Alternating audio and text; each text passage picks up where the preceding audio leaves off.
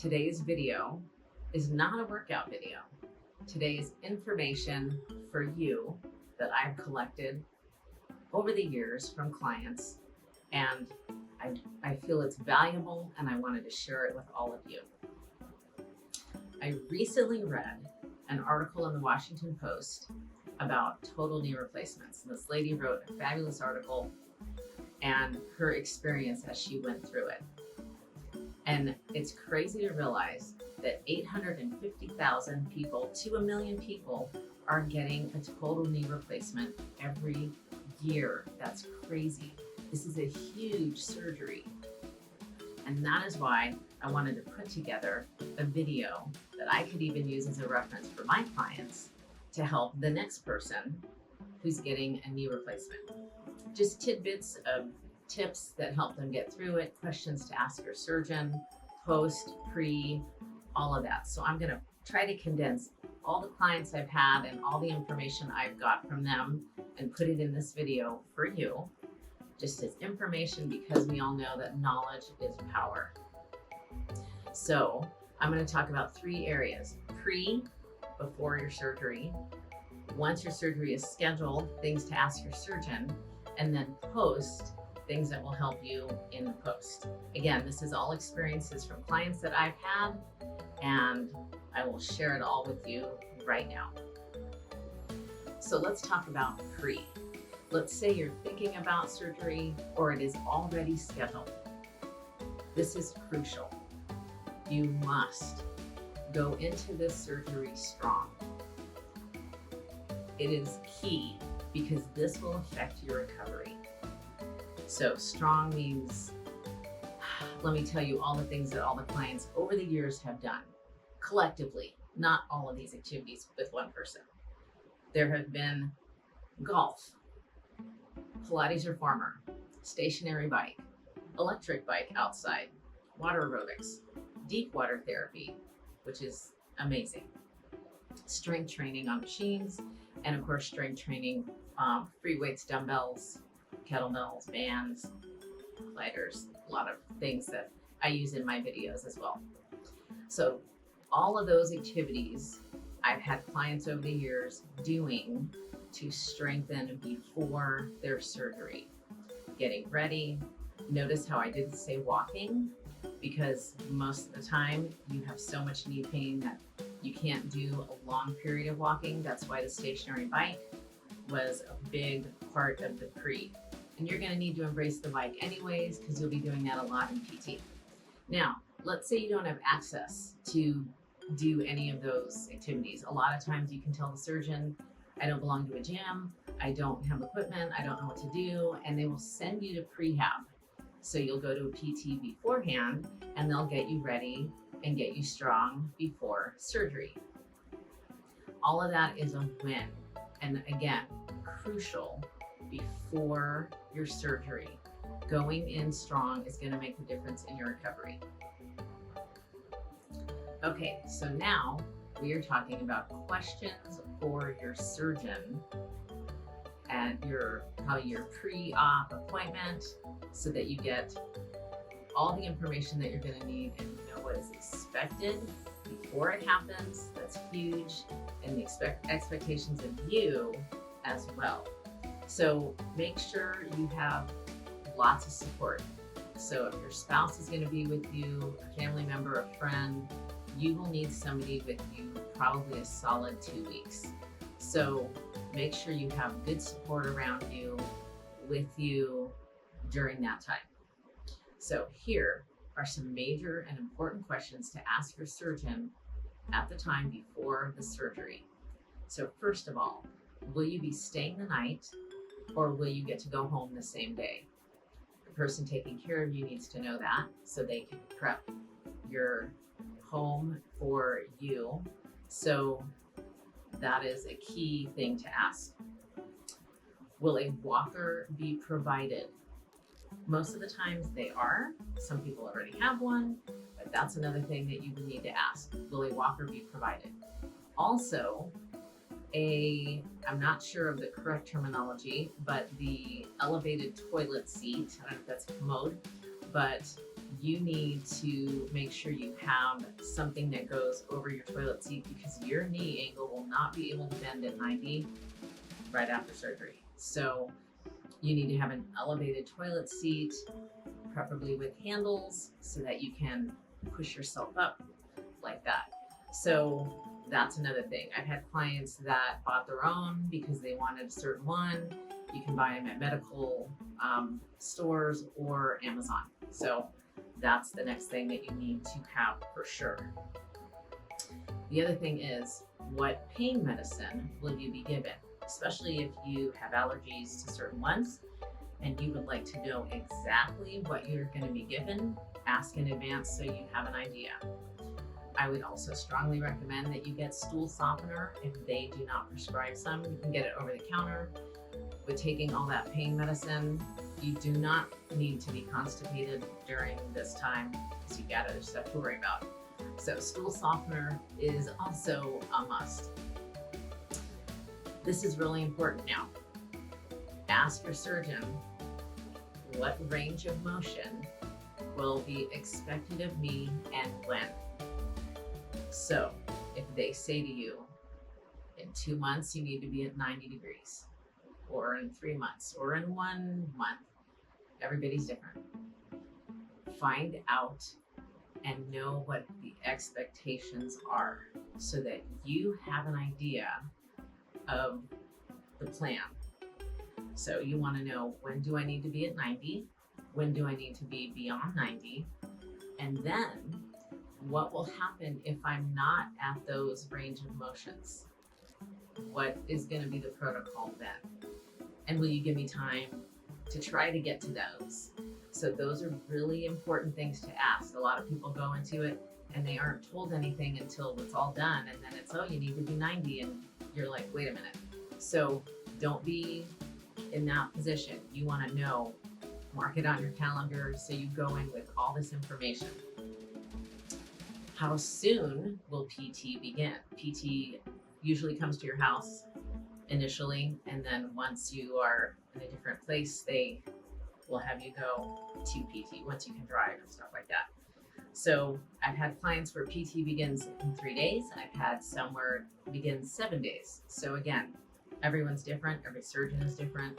So ask those things again, so you're not surprised when they come knocking on your door. A lot of times they also have a nurse come and check out your bandage and everything. So ask those things so you know exactly what's happening. And then this is also something that you probably don't think about, but how often should I ice my knee? I visualize icing it constantly, just constantly. Now, back in the day, they didn't have the fancy ice thing that Amazon has where you can put it on and it stays cold and it, filters the water and it's all that. So over the years, I learned how to make ice packs from home. There's a ton of DIY ice pack recipes out there. But I actually had a client who had a knee replacement tell me about this because I was getting a meniscus surgery. And I made about 5 of these, and it was great because I just rotated them to constantly ice my knee. And I'm going to show you that recipe and I'll also put it in the description as well. But this is key. You need to know, how often should you be icing? Should you wake up and ice? Should you be icing 10 times a day? How long? Find out this information so that you can have a successful recovery. All right, so now I'm going to show you the recipe for that ice pack. Okay, real quick, the recipe for this ice pack, and there's a lot out there, but we're going to use 70% isopropyl rubbing alcohol, if that's the correct way of saying that. 70%. We're going to do a 2-to-1 ratio. So we're going to do 1 cup of this and 2 cups of water. So I'm going to put this together really quick so you can see what we're going to do. I'll put it in the freezer and we'll come back so you can see the consistency. Here. Then I'll get 2 cups. That's added 2 cups of water. This is what it looks like. So we're going to seal this up.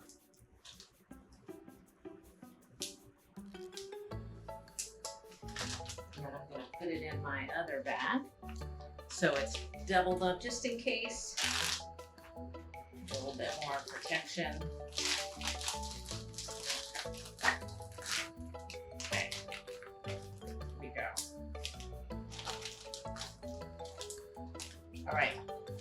years before.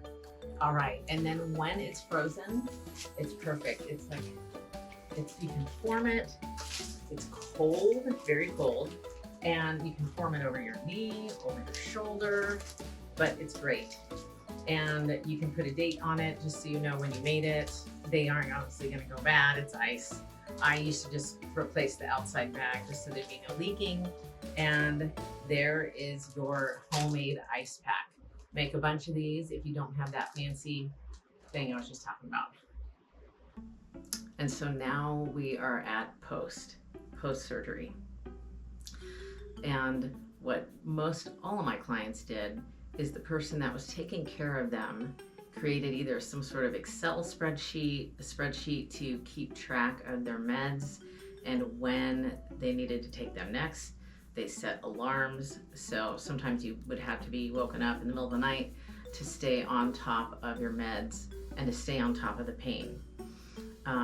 So that was huge with the keeping track. I had another client also count out all of the meds so they knew when they were going to run out. And this is important on asking the surgeon the protocol of renewing meds, because if you run out, let's say on a Saturday morning, and you need to get it over the weekend, make sure that are you going to be able to get it over the weekend, and call it in the day before. So they knew in advance when it was going to run out so that you could get it during the weekday and call it in so that you could pick it up over the weekend, whatever.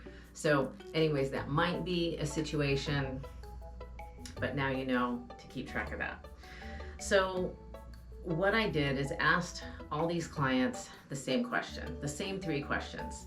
So I already told you what they did to prepare in the first part of the video, all the activity and that they did to prepare. My next question was, what do you wish you did more of that would have prepared you for the surgery now that you're on the other side of the surgery? A common thing was they wish they had lost more weight. Sometimes surgeons won't do the surgery unless you lose a certain amount of weight.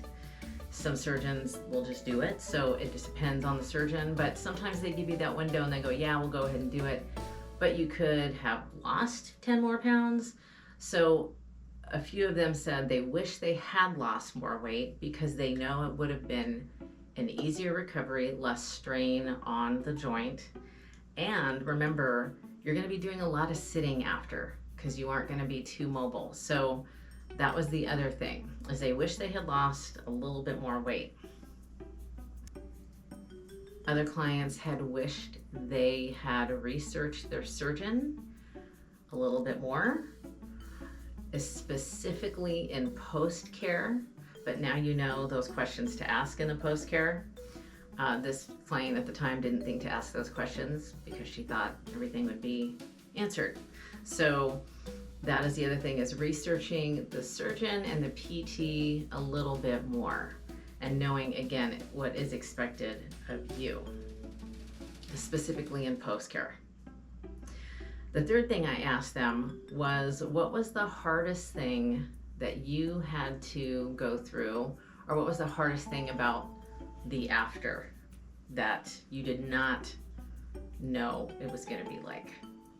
And there was such a wide variety of responses. Like I said, everyone's different. You could have 5 people do the same exact hab to get ready, go through the surgery, and then all 5 have a completely different recovery. So everyone's different physically and psychologically. So remember that. So I had responses from, well, the first 2 weeks are hard. I think you have staples in your knee, so you have limited movement there. You have to be patient. It's a long recovery, lots of sitting.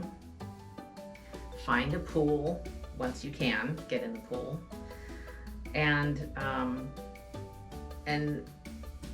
because it's a huge surgery and there's a lot of narcotics going through your body to recover, some clients find it really overwhelming in dealing with the effects of the narcotics over a period of time.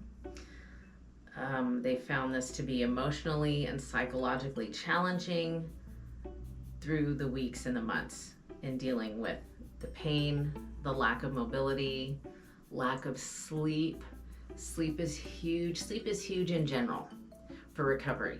But imagine going through such a huge surgery and then not being able to sleep and your body not being able to rest and rejuvenate and repair. So lack of sleep, depending on other people, and really depression. So it is vital that you have support around you, and I'm laying it out there exactly how I was given the information. I'm not sugarcoating it at all. I had one client who was golfing in 2 months. So everybody's different. Everyone's different. So, but going into it prepared and knowing what is expected of you along the way, I'm hoping that this video gives you some information to think about when choosing your surgeon, your PT. That's the other thing, is do your PT. Do your range of motion. Do your exercises. And the other thing is PT isn't typically pain-free. So you have to heal in movement. I'm gonna say it one more time, heal in movement. I'm all about movement. This is what my channel is helping people move no matter their age, their weight, their limitations, doesn't matter. I want people to move so that they live longer and stronger and independent. So it is vital and crucial that not only do you do your pre-exercises before, but post. If they give you exercises to do at home, do them. So that when you go back to PT, they go, oh, you've been doing your exercises, awesome, you're getting stronger, range of motion, but it is gonna hurt. It's gonna hurt, but it has to be done. I hope this video was helpful. I did not want to put it out to scare anybody. It was simply to provide as much information as I could collect from all my clients from a long time ago to current, and in a couple weeks. So if you have any questions, I'm going to put all this information in the description. I highly suggest that afterwards you have support. There's Facebook support groups, and I continue to coach one of my clients that had a knee surgery. We don't exercise together, but I do personal train a lot of clients on Zoom. So we do virtual personal training, and I do virtual coaching. So if it's just about organizing and let's figure out how we can get you moving again, and that's it, then please contact me. I'll put all the information in the description. If you liked this video and you want to check out some of my other ones and you haven't already subscribed, please hit that subscribe button. And I look forward to seeing you in the next video where we do a little movement. All right? So again, knowledge is power. Everybody keep moving and make it happen.